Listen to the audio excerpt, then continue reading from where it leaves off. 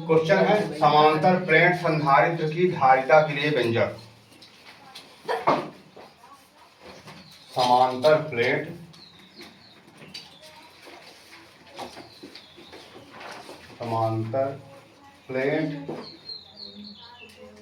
संधारित्र की धारिता के लिए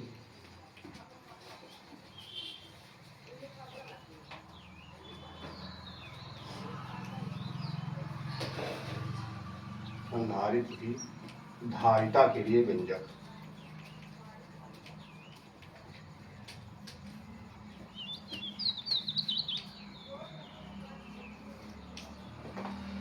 पहले इसका चित्र बना लो।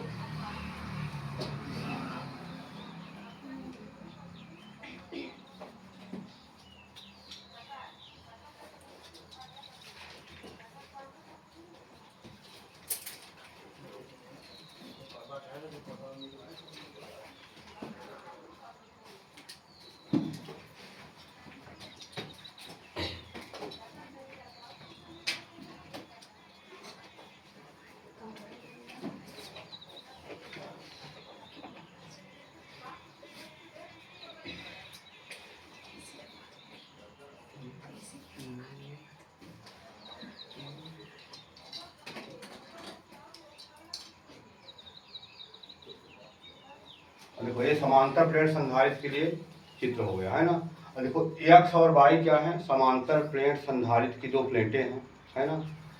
प्रत्येक प्लेट का क्षेत्रफल a है तथा ये दोनों प्लेटों के बीच की दूरी d है।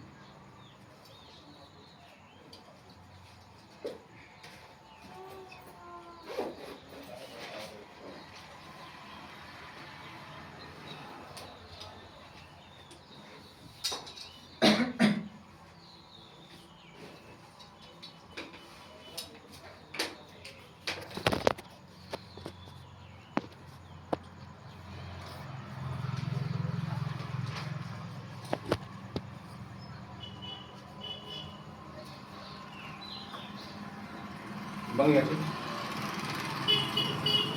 हो गया।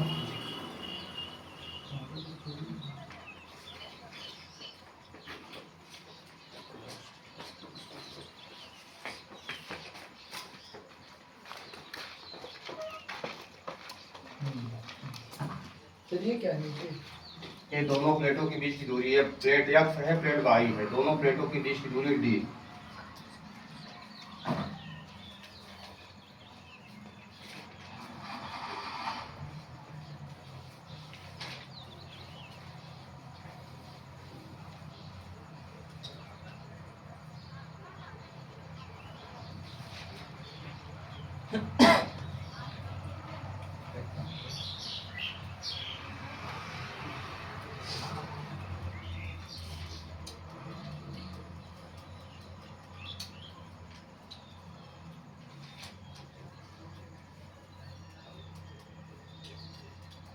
अब थोड़ा सा अभी फिर लिखना बंद कर देना है ना, पहले समझ लेना फिर लिखना आराम से। अब देखो हिंदी जो लिखोगे इसमें तो x और y क्या है, ये समांतर प्लेट संधारित्र की दोनों प्लेटें हैं। तो जब हम लोग हिंदी इसमें लिखेंगे शुरू में तो कहेंगे माना x और y समांतर प्लेट संधारित्र की दो प्लेटें हैं। प्रत्येक प्लेट का क्षेत्रफल a, कैपिटल A हम क्षेत्रफल मानेंगे इनका, तथा दोनों प्लेटों के बीच की दूरी d। प्लेट x को प्लस q आवेश देने पर प्रेरण के कारण प्लेट y के आंतरिक सतह पर ऋण आवेश तथा बाह्य सतह पर धन आवेश प्रेरित हो जाता है।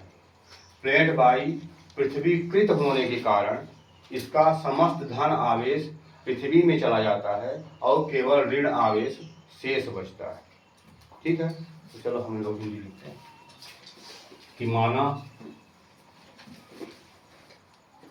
x और y समांतर प्लेट संधारित्र की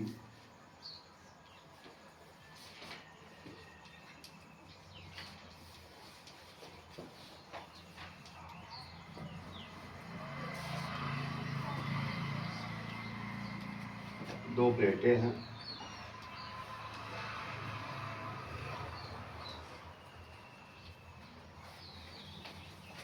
प्रत्येक प्लेट का क्षेत्रफल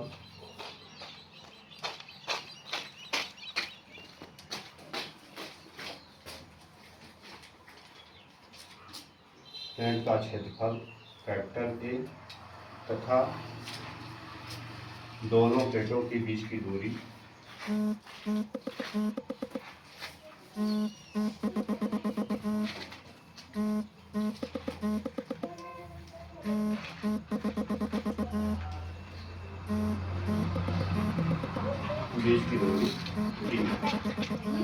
डी डी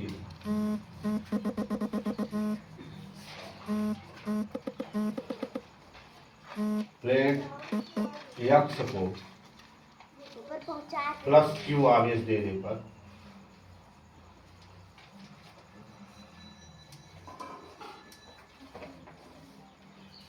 प्रेरण के कारण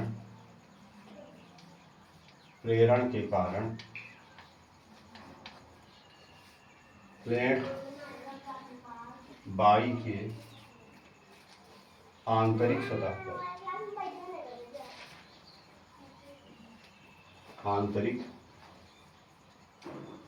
सतह पर ऋण आवेश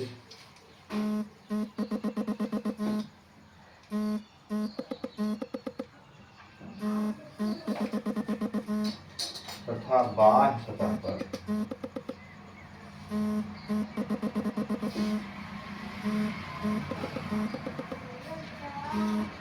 धन आवेश प्रेरित हो जाता है।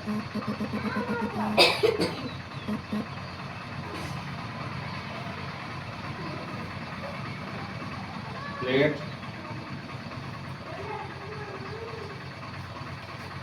बाई पृथ्वीकृत होने के कारण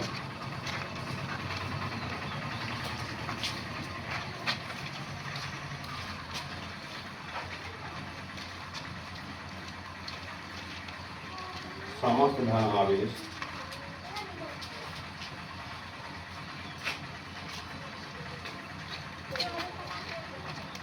पृथ्वी में चला जाता है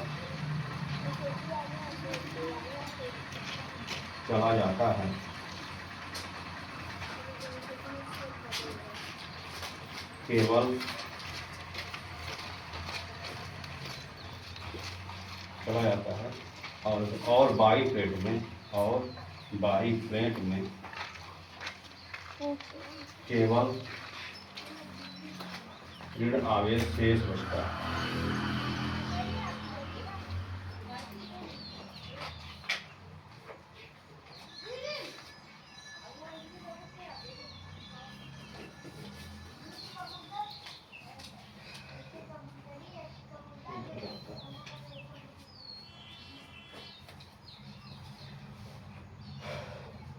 यदि प्लेट यक्स का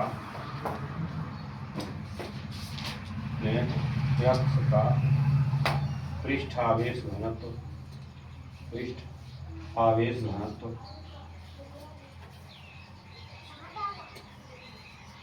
सिग्मा है, ये वाला सिग्मा है ना, तो प्लेट बाई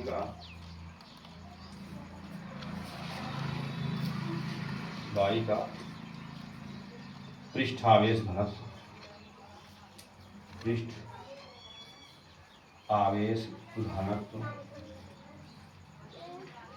माइनस सिग्मा होगा।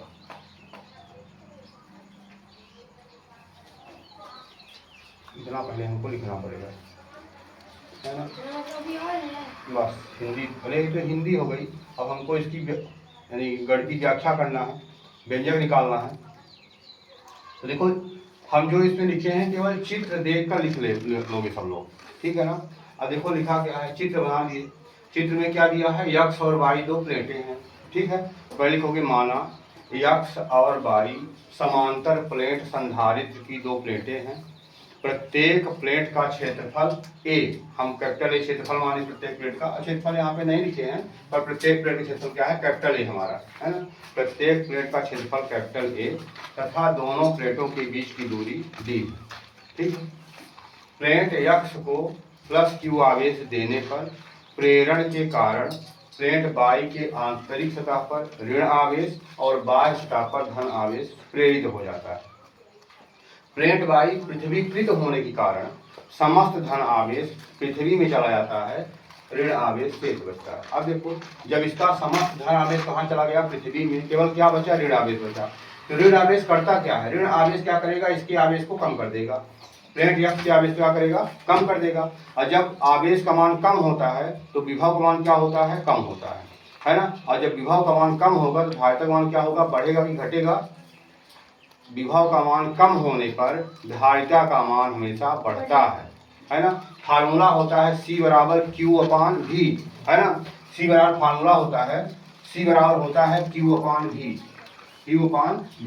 यदि विभव का मान कम होता है, विभव यहाँ पे विक्रमानुपाती में है ना। यदि विभव का मान कम होगा तो धारिता का मान बढ़ेगा, यदि विभव का मान बढ़ेगा तो धारिता का मान घटेगा। ठीक है, इतनी हिंदी हम लोग पहले लिखेंगे टोटल। अब इसके बाद आगे चलते हैं। बिठा दे इसको ना, साफ कर दो।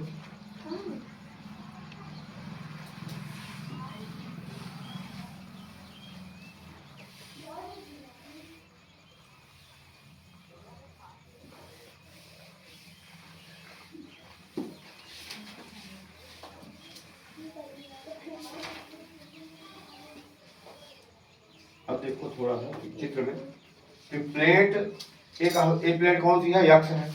एक प्लेट कौन सा है, बाई है। ये प्लेट यक्ष का बायां भाग कहलाएगा। ठीक है, ये बायां कहलाएगा प्लेट यक्ष का। ये वाला प्लेट बाई का दायां भाग कहलाएगा। ये जो बीच वाला भाग है तो प्लेट यक्ष और बाई के बीच का भाग कहलाएगा। तो प्लेट यक्ष के बाईं ओर और प्लेट बाई के दाईं ओर विद्युत क्षेत्र क्या होगा, शून्य होगा। ई बराबर क्या होगा, 0 होगा, है ना। 0 का होगा कि इधर कोई आवेश नहीं है, यहाँ पे इधर भी कोई आवेश नहीं, केवल आवेश यहाँ और यहाँ दोनों प्लेटों के बीच में। तब दोनों प्लेटों के बीच में विद्युत क्षेत्र होगा, है ना।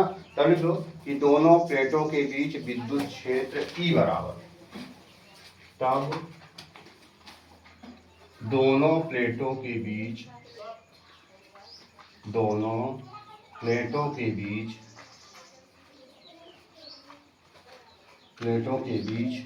विद्युत क्षेत्र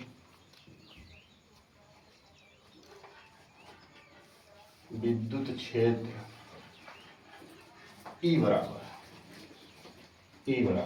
अब देखो ई बराबर क्या होता है, सिग्मा अपान एप्सिलॉन 0 के।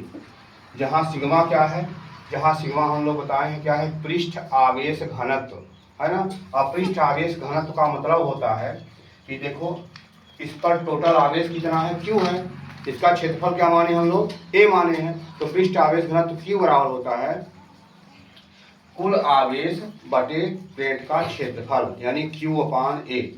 यानी कहलाता है एकांक क्षेत्रफल या एकांक लंबाई में आवेश की मात्रा जो होती है वही कहलाती है पृष्ठ आवेश घनत्व। ठीक है, तो सिग्मा बराबर क्या हो जाएगा, इसको समीकरण हम लोग 1 मान लेते हैं और हो जाएगा सिग्मा बराबर होता है Q अपान A। ठीक है, अब यही हम सिग्मा का मान कहाँ रख देंगे, समीकरण 1 में। तो हम सिग्मा का मान समीकरण 1 में रख देते हैं। तो ई बराबर कितना आ जाएगा, ई बराबर आ जाएगा Q अपान एप्सिलॉन 0 A के, कितना हो जाएगा, इसको मान लेते हैं हम समीकरण 2। ठीक, तो उसमें मान ये 2 हुआ ना पर वाला, तो हो गया 2 ही मान। तो फिर हम मानेंगे तो ना मान कैसे रखेंगे, तो सिग्मा का मान समीकरण 1 में रख देंगे। ठीक, अब देखो, अब हमको निकालना क्या है, धारिता निकालना है। धारिता C बराबर होता है Q अपान V। हमको चाहिए क्या, V चाहिए, हमको V की जरूरत है। अब V कैसे निकलेगा, आगे लो, यदि दोनों प्लेटों के बीच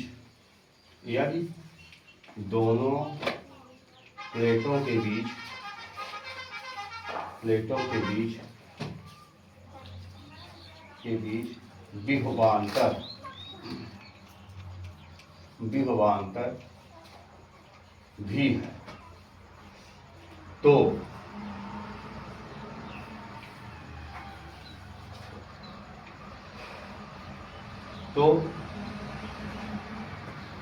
V बराबर होता है E इंटू तो क्या होता है E इंटू डी, जहाँ V क्या है विभवांतर, E क्या है विद्युत क्षेत्र और D क्या है दोनों प्लेटों के बीच की दूरी। तब विभवांतर बराबर होता है विद्युत क्षेत्र गुणे दोनों प्लेटों के बीच की दूरी। ठीक है, यहाँ पे अब हम इसको समीकरण 3 मान लेते हैं। अब क्या करते हैं, समीकरण 2 से E का मान रख देते हैं समीकरण 3 में। तो समीकरण 2 से E का मान समीकरण 3 में रख दो। तो जब 2 से E का मान समीकरण 3 में रखेंगे तो V बराबर कितना आएगा, हो जाएगा Q है ये है, और यहाँ देखो इंटू डी है तो हो जाएगा QD बटे एप्सिलॉन 0 A। अब Q हो जाएगा समीकरण 2 से E का मान समीकरण 3 में रखने पर 3 में रख दिए तो V बराबर कितना आ गया QD बटे एप्सिलॉन 0 A के आ गया। ठीक है, अब देखो हमको क्या चाहिए, धारिता निकालना है ना, तो लिख लो यदि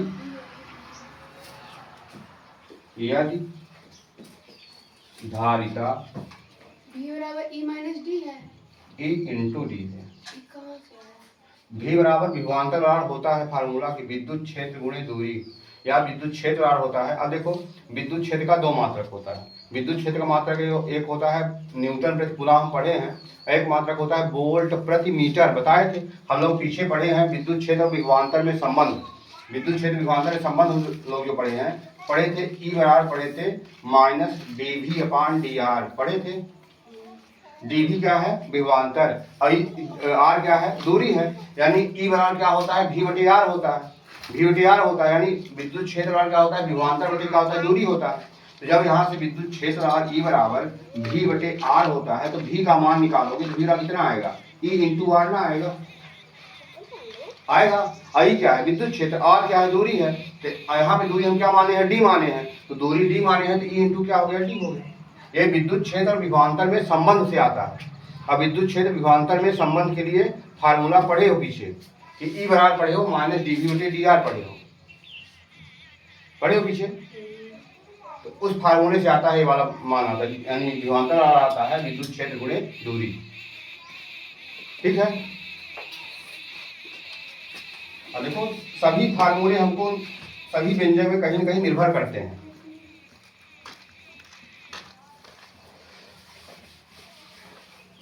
यदि धारिता C है तो क्या होता है C बराबर होता है Q अपान V। C बराबर क्या होता है Q अपान V, इसको समीकरण 4 मान लो। ठीक है, और समीकरण 4 से V का मान रख दो समीकरण 5 में, समीकरण 4 से V का मान समीकरण 5 में रखने पर, 5 समीकरण 4 से V का मान समीकरण 5 में रखने पर, समीकरण 5 में V का मान रख दो। ठीक है, तो रख देते हैं 5 में V का मान, तो C बराबर कितना आएगा, C बराबर आएगा Q बटे V का मान कितना है QD अपान एप्सिलॉन 0 A के, कितना है थोड़ा इधर देखना, यहाँ Q से Q कैंसिल हो जाएगा और ये चीज कहाँ जाएगी ऊपर जाएगी है ना, तो Q से Q हमारा कैंसिल हो जाएगा, ये हमारा ऊपर चला जाएगा, तो C बराबर कितना आएगा एप्सिलॉन 0 A K बटे D। अब देखो K है क्या, K माध्यम का परावैद्युतांक है और वायु या निर्वात के लिए K का मान क्या होता है 1 होता है ना, यहाँ तो वायु या निर्वात के लिए K बराबर 1, तो K का मान 1 रख दोगे तो C बराबर आएगा एप्सिलॉन 0 A अपान D। तो C बराबर कितना आएगा एप्सिलॉन 0 A बटे D। यही है समांतर प्लेट संधारित्र की धारिता के लिए फार्मूला।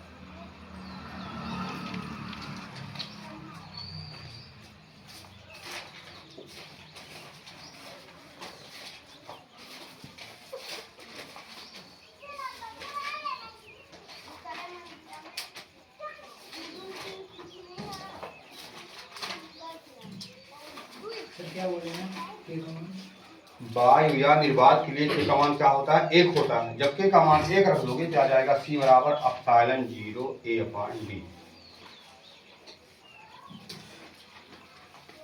अब यही इसी फार्मूले से देखो कि किसी संधारित्र की धारिता काहे काहे पर निर्भर करती है। तो संधारित्र की धारिता निर्भर करती है, फार्मूले देखो काहे काहे पर निर्भर करेगी, ए पर। ए क्या है, ये है चालक यानी प्लेटों का क्षेत्रफल, है ना। यानी किसी संधारित्र धारिता प्लेट के क्षेत्रफल ए पर निर्भर करती है, दोनों प्लेटों के बीच की दूरी डी पर निर्भर करती है और माध्यम के परावैद्युतांक पर निर्भर करती है। यानी ए हम कहेंगे कि प्लेट का क्षेत्रफल अधिक होने पर धारिता का मान अधिक होगा और प्लेट का क्षेत्रफल कम होने पर धारिता का मान कम हो जाएगा।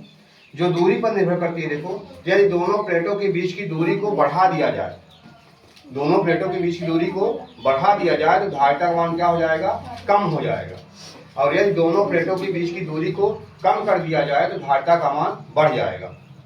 माध्यम पर अब देखो बाह्य या निर्वात के लिए के का मान कितना होता है, 1 होता है, लेकिन अन्य माध्यमों के लिए के का मान 1 से ज़्यादा होता है। तो जिन माध्यमों के लिए के का मान 1 से ज़्यादा होता है, यदि उस माध्यम की उपस्थिति में हम धारिता निकालते हैं तो हमारे धारिता का मान क्या हो जाएगा, बढ़ जाएगा।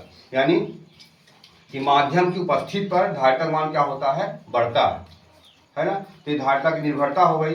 अब ये जो हमारा व्यंजक है एग्जाम में बहुत पूछा जाता है, कई बार पूछा भी गया है ना। तो ये इंपॉर्टेंट व्यंजक है, समांतर प्लेट संधारित्र की धारिता के लिए व्यंजक।